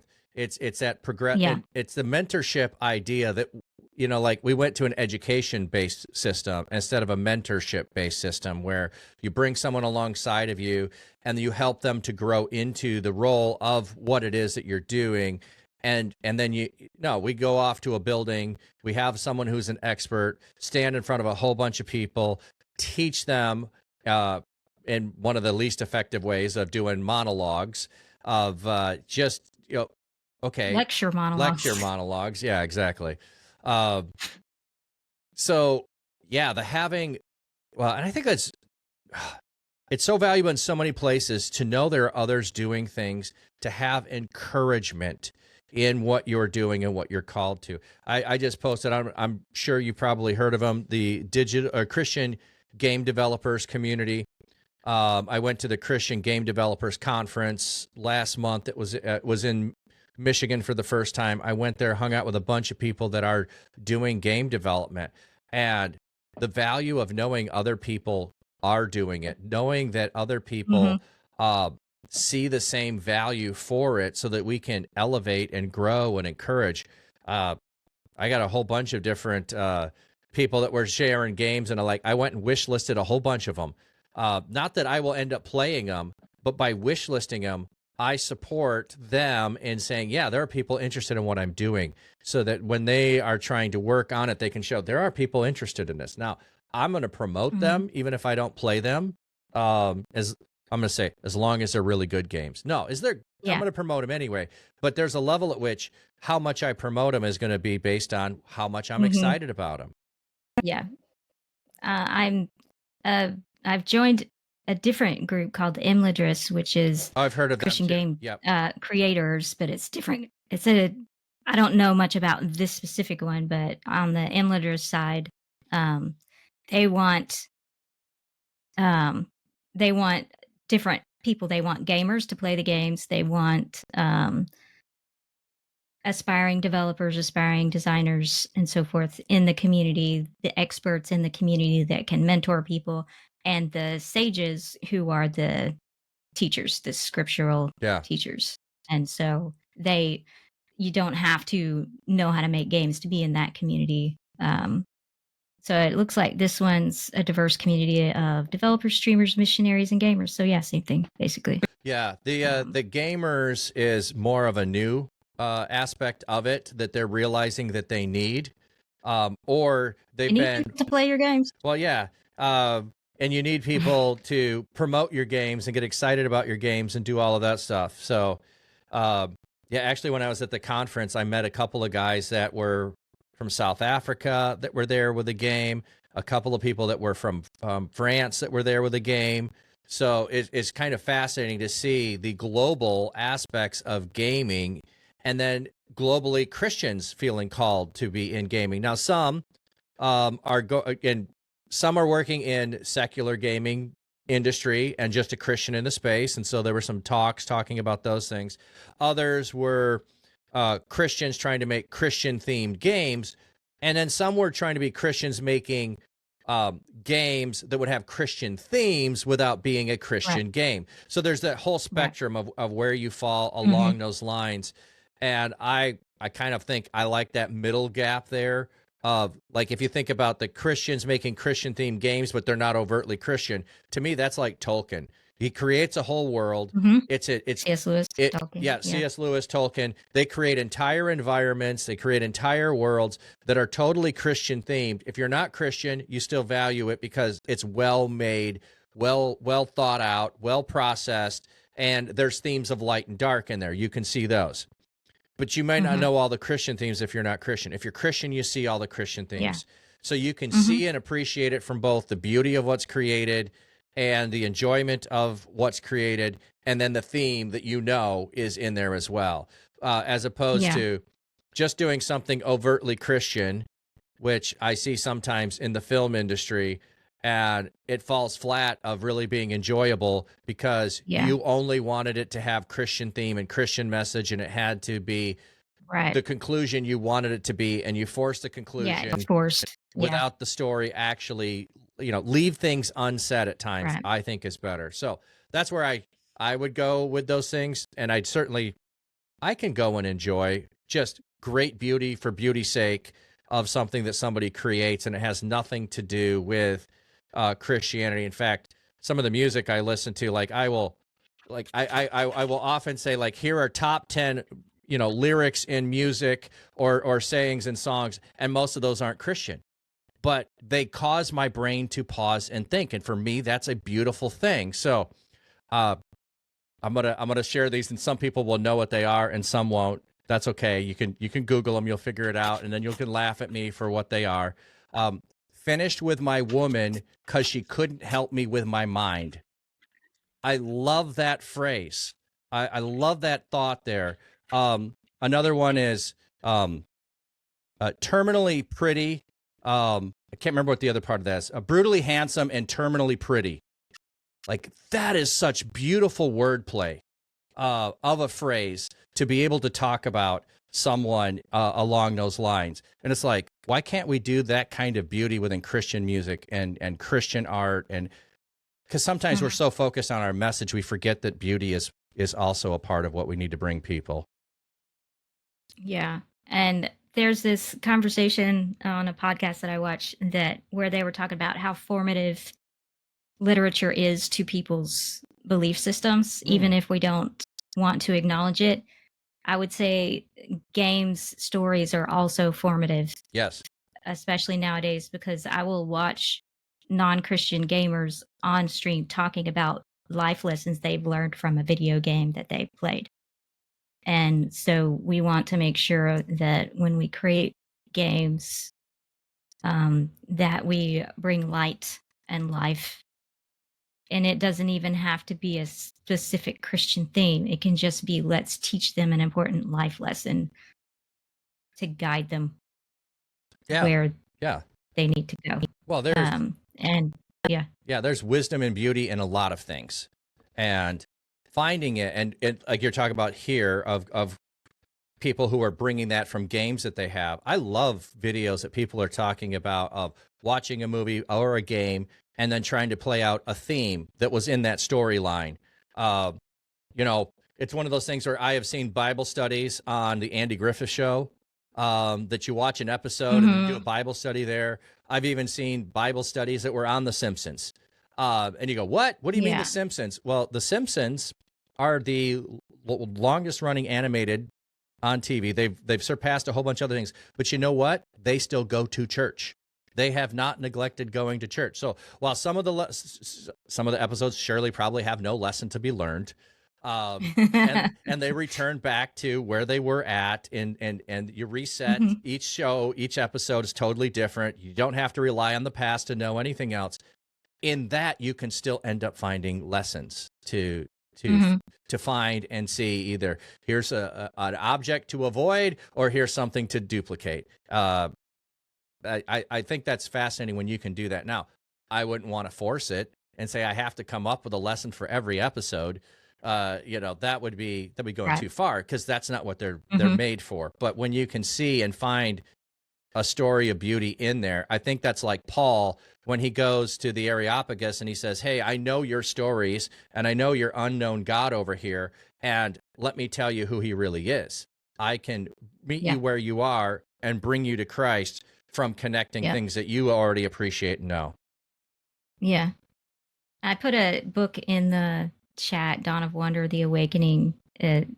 It's the first book in a series that he hasn't written the next book yet. Okay. Jonathan Renshaw. He's a Christian. The book is not, but it's one of those books that brings light, and it's like on the Tolkien scale of it's not blatantly Christian, but you can see it if you are a Christian. If you know what to look for, you'll see it in there. And it's a pretty cool book. And this is the kind of content that can go out there, because there are a lot of people out there who, if they knew it was a Christian book, would not touch it. Right. And so we need to be more inviting and to meet people where they are. Well, and guide them. On some level, that reminds me of the passage where Paul talks about that you need to, or was it Paul or is it Peter? Now I'm trying to think. Oh, now I'm confused. I think it's 1 Peter 3. I think it's 1 Peter 3. I want to look it up, because now I'm questioning myself in my head. I think it's verse 5, but I'm just going to put 1 Peter 3 and find this. Nope, I'm in the wrong. Maybe it's 2 Peter. Yeah, that's definitely the wrong passage. Maybe I'm in an entirely wrong place, and I just have the wrong thing stuck in my What head. is it that is the point? Well, always be ready to give an account for the joy that you have. So I was trying to look that up. I must have the wrong reference stuck in my head. But I wanted to make sure I was looking it up or quoting it right. But it's like, if I don't have a reason to make a defense for the joy I have, then it's because people haven't seen me having joy. The word might not be joy. That's why I might be getting it mixed up. It could be hope or something. Yeah. It's 1 Peter 3:5. No, it's not. That's not it. That's not it. Because 15, sorry. But no, that's not it. Yeah, and it's hope. 1 Peter 3:15. It's 3:15. Okay, not 3:5. Okay. I just read it wrong. I missed the one. That's what I was like. I was like, I don't want to quote it wrong. I was missing it. It's 3:15. Yeah. Yeah. Yeah. Hope. Always be prepared to give an answer to anyone who asks you to give a reason for the hope you have. To me, that's what you do in digital spaces. You show up in them and you exude hope in places where people are lost and lonely without hope. And that's what I see so many people in VR MMO church are trying to do, or the heart behind VR MMO church is have people see that you have hope. They may not have hope. Why do you have hope? How can I have the hope you have? I mean, that's what I see. And anyone who doesn't know, I have done pulpit supply for VR MMO Church, so I have preached in VR chat. I have preached in Rec Room. I have not preached in or even attended the service in Final Fantasy yet, and part of that's my You life did on schedule. Twitch. Oh yeah, I did on Twitch. Yes, I did attend on Twitch and watch there. But I want to attend fully in the community and experience the way the community is. So I haven't done that piece yet. But You made it to a play session. I made it to a play session. I made that far. I'm like making progress. Yeah. I've been hanging out with you guys for over a year now, and trying to be active as I can. And all like in so many places that I am, you are one of the ones I'm most active in. So it's not the top of the list, but Thank you. but it is because of the community. There are, and I'll just add to this. So I don't think I've talked about with anyone else. So let's shift to the community aspect of it, because you have 3 campuses, so to speak. I'm calling them campuses just so that people can think that in their mind. There is one community though, and that community is Discord, where everyone is gathered together to be able to have conversations. And so often you have such great people in there that someone posts something and 3 and 4 and 5 people are engaging that person, whatever it is. If it's a lack of hope, they're responding with hope. If it's a lack of trauma, they're responding with care. If it's a questioning, they're responding with wisdom. If it's prayer, they're responding with prayer. I mean, there is hardly ever a time when I'm the first person to respond. There's already, or even if I am reading it right away, because I was on there in the middle of a conversation, I see the little dots. Somebody else is typing. Somebody else is engaging. You have done such a great job of establishing that. Now, I know that it can, have problems and things go on, but it's better than most. It's better than my own in that regard of other people engaging and responding, because they're using and have found hope in the community. They want everyone to find hope in the community. That was one of those, if you go back to what the hard lesson of having to step back and let other people do is, it took a while because they would wait around for a pastor to respond. And so I just had to stop responding. And that's very hard sometimes. Yeah. Well, I think on some level, what has happened because of that is people in the community have ownership that this is my community. You are a member of my community. I'm going to love and respond in the way I can. And sure, there's times where people have to fill out a ticket because they felt offended or they felt attacked or all those things, which may or may not be true. It doesn't matter. You're going to address it and take care of it. But you even have that system in place for people to be able to go, I felt offended. I need to understand better, that you don't just overlook it, and people aren't just, well, I knew that Christians were that way, and so now I'm feeling it again, so I might as well leave and not be a part of it anymore. We still get that, or we yeah. still get the people who get offended and then doesn't matter what you say, they're going to leave. Well, I don't think you could stop that. But we do have that there so that those conversations can be had. Yeah, and then there's also the, I'll give a different example of, I've had people in the church and they get divorced. Well, then it's hard for both people to stay in the church. Some people can do it, some can't. So one will need to leave over a relationship that gets fractured. It has nothing to do with the church. The church can be a wonderful community. I actually had that happen in one of my churches, and it was a person who was on the board, a deacon, who was in the middle going through that. And he said, I'm the one that's going to leave the church because this is the first church my wife has ever been in and feels like she has a family. So I can find that again. I'm going to be the one to leave. And I'm going to leave her here, and the kids will be able to be here. I'm going to go somewhere else. I thought, wow, what a wise thing to think about. And because it was his home church. So he was going to leave so that his wife could remain. Because he knew and understood where she was at, and if he stayed, she would leave. She wouldn't say anything. She would have just done that, his ex-wife. And so by him doing that, he was able to keep in place the community that she had finally found and had found a place to reside. Mm-hmm. Yeah. And there, I try to avoid the romance stuff. But there has been, because there's a whole lot of guy gamers and a handful of girl gamers. Yes. And so of course the guys are going, girl, girl gamer. Yeah. And I'm very protective of my girls. So, yeah, I have to pay attention to how the guys are treating the girls, and because I don't want the girls who finally find a place that they can feel safe Yes. to suddenly start getting hit on a bunch of guys and they're gone. So how do you handle that without like laying the hammer down and saying no romance? I don't know how you do that.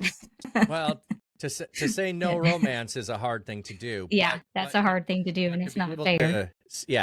It's to set up standards of behavior. You know, Mhm. you have standards of behavior for everyone in the chat. You know, you have Yeah. standards of behavior of how you operate because you got the moniker on you. So it's just one more level of that, of setting standards and then holding people to it. And I know I was just having a conversation with, and I haven't checked this church out yet, but it's a I don't even know if they call themselves a church yet, but they're trying to be spirit-led gathering of people. They're meeting every other week. So I've only heard about them in the last month, but I was having conversations about, so we're trying to help former church people understand we're not like the rest of the church. We're trying to do something different. So if we suddenly decide worship is going 3 hours, worship is going 3 hours. We just do worship. If we never get to a message, we don't get to a message. We don't care. And so they're trying to figure out how to interact with people who have preconceived notions of what the standard of the community is. And I was just kind of talking through them and saying, you know, when they go to stand up and do something that you think's a little bit different or shouldn't happen here, like they were saying there was an argument going on with people and they were just shocked and didn't know how to respond in the small group. And I was just like, you just have to be gentle and repeat yourself. Hey, lovely that you think that we could do that right now. That doesn't fit with what we're doing. So maybe we can do that another time. But what we're doing right now is this. And you repeat that. Or there's a struggle going on. Hey, this isn't the time or the place for that. We'll help you solve that issue that's going on. But right now we're in the middle of what we're doing. And I mean, it might sound elementary and you might have to repeat it a whole lot of times. But what I've found is if you continue to phrase things in a way that people understand, and you don't get into an argument of what's going on or why. It's like, here's what we do. It's just what we do. We're not going to argue about what we do or don't do. This is what it is. And okay, now the community owns it, and now the community can enforce it because they've heard it a lot of times. And so they know when someone is out of line. I've seen that too in the community when it's either VR chat or rec room and something's going on, and it might be totally distracting to me. It doesn't go on for very long, and somebody is already addressing it, taking care of it, stepping in to address the troll or whoever comes in. Those kinds of things are, like you're talking about, they take time to establish, but you have to be firm and working on that. Anything we haven't covered that you'd like to share of what you've been doing in ministry, of VRMMO Church, anything that maybe is people would be surprised about to think through? I don't know what people would be surprised about. I don't know either. That's, I just like to, like, if there anything that you thought about sharing and didn't, but maybe now would be a good time to just add that.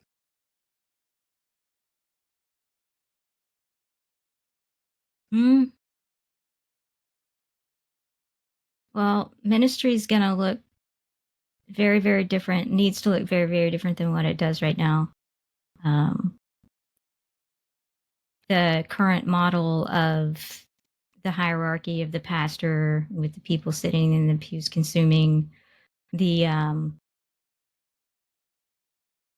just going about our lives and then spending 1 hour a week with God, that doesn't work. And the people are seeing it, and people are leaving, and the people aren't seeing genuineness. And what we want to try to do on the digital side is to bring that genuineness back, to be like, I try to be very transparent in my flaws and in where I need to fix my thinking. And I share that a lot. And I often share a lot. It's like, stop looking at everyone else, look at yourself and where you need to work on yourself, and walk with God, and not worry about everyone else's walk with God. Worry about yours, and then everything else will come into place because you will be living as an example. And they will see that and they will follow that. And I didn't bring it up earlier, but about the way I teach, is they don't talk about the mental health stuff in physical church very much. They seem to avoid it, or a lot of people teach it's a sin to have depression and anxiety, which it's not, because there are a lot of examples of that throughout Scripture of people being depressed, and God did not say, okay, forget you. Right. He comforted them. And so I try to bring that trauma-informed, and I'm trying to learn more about trauma-informed ministry and discipleship, because that's a big part of, I think, one of the reasons that people find it to be an interesting community here, is because that we can get into that. Here, this happened, and this is how God handled it. He addressed trauma this way. Like, for example, in Exodus, we don't think about, they were in 400 years of slavery. That is traumatic. Yes. They had generational trauma. Right. They still had PTSD wandering through the desert. Yes. Wandering. And so their behaviors, if you look at it from a trauma-informed perspective, their behaviors were 100% trauma-driven behaviors. Wanting to go back into slavery because that's what they were comfortable with. They were afraid to do anything different. That's his trauma. That's what it does. And God had to get that out of them. And he did that through what looks like cognitive behavioral therapy, because he'd have them quote these reminders morning, noon, night. Teach them to their children morning, noon, night. These are the truths of God. This is who I am. I love you. And get that in their heads, get it in their hearts. That is therapy. Yeah. And we don't see that. We just see all the bad things they did, and him like striking them down and whatever. Right. We have a very binary view of the Old Testament, which is command and disobedience. And everything seems to be black and white for a lot of people's perspective. And some of that has been informed by people who are attacking Scripture, but it's made it into the psyche of a lot of people. And so, there is everything is black and white. Well, no, I don't know that everything is black and white. There's a whole lot of passages in Scripture, like if you just take Proverbs, for instance, and there's a proverb that says, do not return a folly to a fool, something along those lines. And then about a chapter later, or later in the same chapter, it says, respond to a fool according to his folly. See, are those contradicting? Or are those giving you wisdom that you need to know in one situation, you respond to a fool the way the fool is acting. In another situation, you're going to get dragged into it if you respond to a fool the way the fool is doing things. And so we try to make everything have to say one thing, instead of saying, no, this is a guide to help me wrestle through how I apply my relationship of God to my life and to my relationships with people around me. And it might look slightly different of what does it mean to love my neighbor than it means for you to love your neighbor. One person might love their neighbor by baking cookies and bringing it over to them. I might love my neighbor by moving the snow off their lawn. Somebody else might do it by sending him a birthday card. There's lots of ways to do it. There's not a right way. There is a guide to how do you apply it, and then it comes from your heart on how to apply it. So yeah, I totally track with you. I think I tried to often talk about mental health in my church. It's one reason why I brought the Be Nice thing to VR MMO church, try to get common language around that. And for those that don't know, Be Nice is a local thing that I really appreciate. So it's notice what's good and right about people, and then notice what's different. So if the person coming in always is upbeat and chipper and they come in and today's a bad day, okay, I notice it. But I don't maybe not say anything today. I might just say, hey, how you doing? And then I might follow up. But if they suddenly have something that's ongoing for a week, 2 weeks, now I know it's more. And I invite myself into a conversation with them. Hey, I notice that you're usually chipper whenever you show up. I notice you've been down and down on yourself and ho hum. You're more like Eeyore than Tigger right now. Whatever metaphor you want. You know, you engage the person with noticing, inviting, and then challenging them. Hey, I think you need to get help. Hey, I'm going to help you find help. And then you empower them to say, I'll stick with you until I help you find the help that you need. And if there is a resource, you point to it. So it's really simple. I can go into more depth, but just to kind of do a quick overview. But I also think that is so awesome of an approach that it can apply to anything. Hey, I noticed you did really good on the test. I know you usually struggle with the test, so I can turn it around and turn it into celebration too. I'd like to know more about what you've changed to be able to do that. Hey, that's awesome. Could you apply that in other places in life? So I think the Be Nice is just a great approach to how do you have conversations with people? How do you engage with them? How do you come alongside and love them? Not just for mental health, but it does, because a lot of people don't feel like they can address mental health because there's stigma on it. So can I address it? And part of Be Nice's approach isn't that you're going to fix things. It's you're going to challenge stigma so that people can feel comfortable talking about it. Because if you're going to talk about it, you can get help about it. And too often, you're right. I think I'll say this. You didn't say it. The church sometimes tells people you need to get over your mental health. But we wouldn't tell people to get over a broken arm. Right. And if you're wanting to get into digital ministry, it's something to very much be aware of, because the digital space has exponentially more people with mental health issues than physical church. It's still there. They just hide it a lot of the times because of the stigma, but it's very much apparent in digital space. Yeah, it is. It definitely is a part of things. You need to have aspects of it. The Church Digital, we are still trying to work through all of our resources for helping with mental health. We're always trying to find new avenues and places to connect people to. And then some of those mental health issues might overlap into bad behaviors and things like that, or addictions and those things. So we're working towards thinking through recovery as a thing that we need to do as well. So in digital ministry, you start with where you are, you grow the team that you've got, you reach out, you bring the hope to people, but God's going to build his church. And so I see that's what he's been doing with VR MMO Church. He's been building his church. And you guys are being faithful to bring the good news. Oh, that was one thing I was going to make a point of earlier too, with the methodology that we've inherited is way different than would have happened in a synagogue. We often will read a passage that's 3 minutes and then talk about it for 30 minutes. They would have read scripture for 30 minutes and then talked about it, the person who was reading it, for 3 minutes. Here's my synopsis of what it is. Here's what I heard. Here's my explanation. And they would have been done.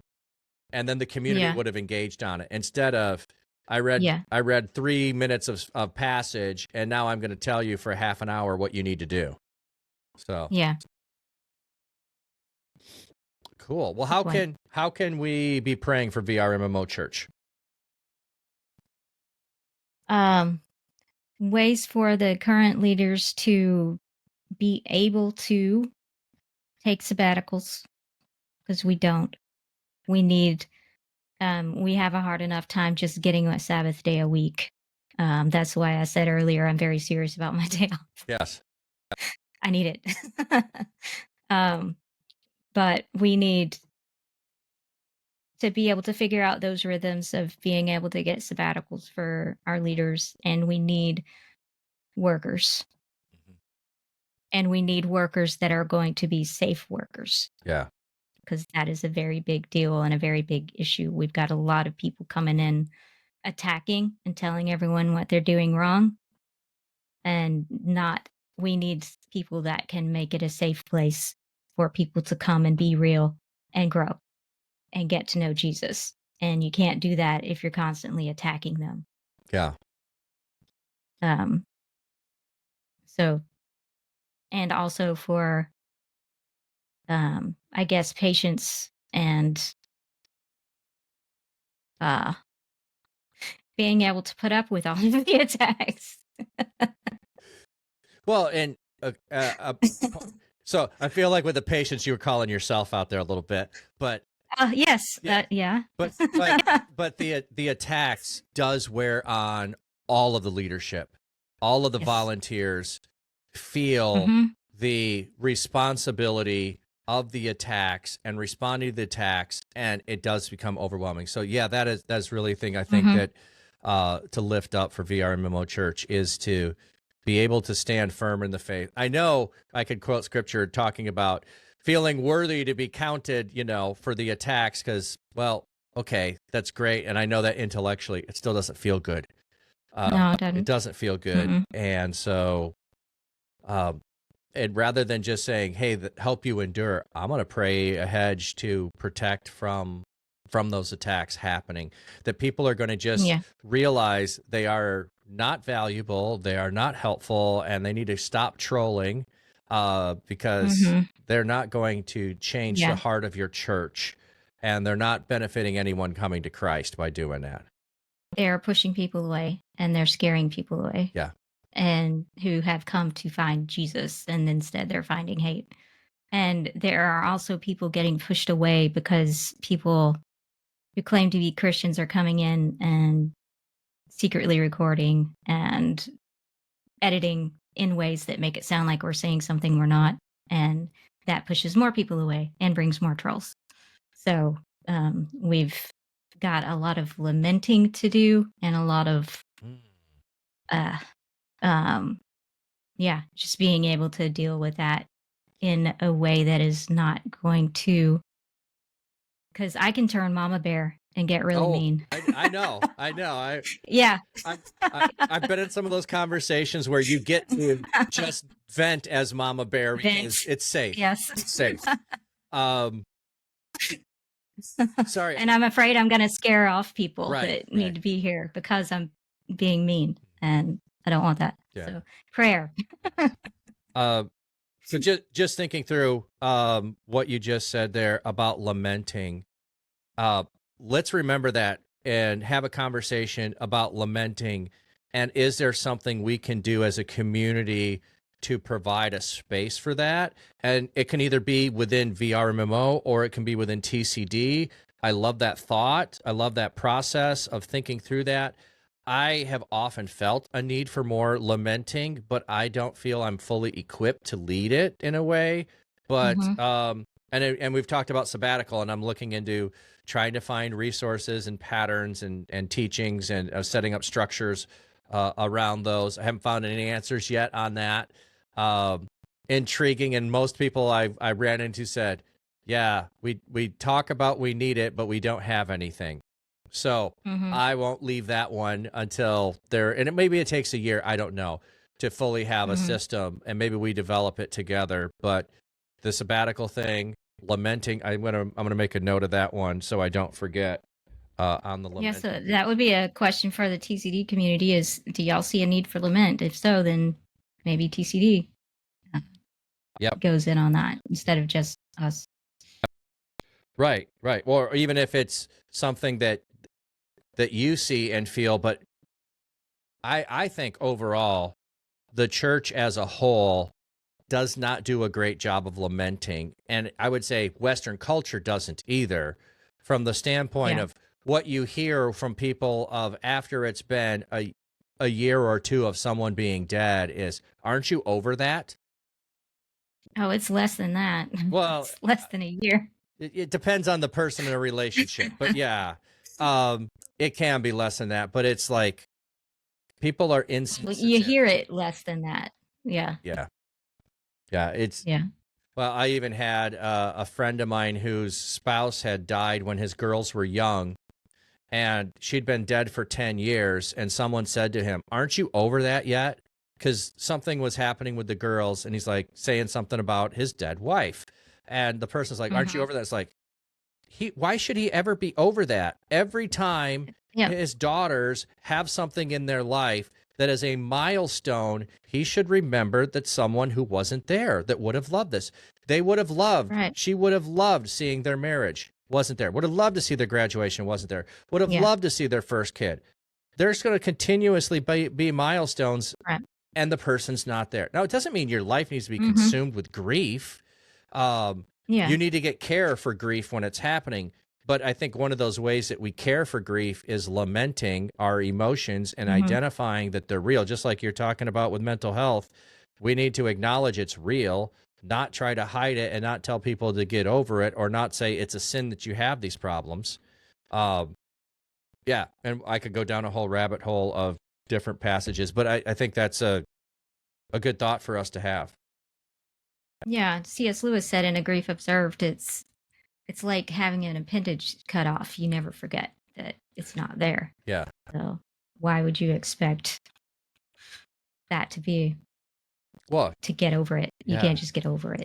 Well, and even we have a term for when an appendage cut off still causes pain. We call it phantom pain. You feel it. But you could still actually feel pain from something that's not there physically. Why wouldn't we understand that emotionally we can do the same thing? Yeah. All right. Well, let me see who's on that we can go and raid. Do you have any suggestions at all? Do you know who might be on at this time? Or friends I'm of usually VR working Church? at this time. Yeah, I figured you probably. I don't know. Let me see who I. Jake usually doesn't stream this early. Nope, I don't see Jate on.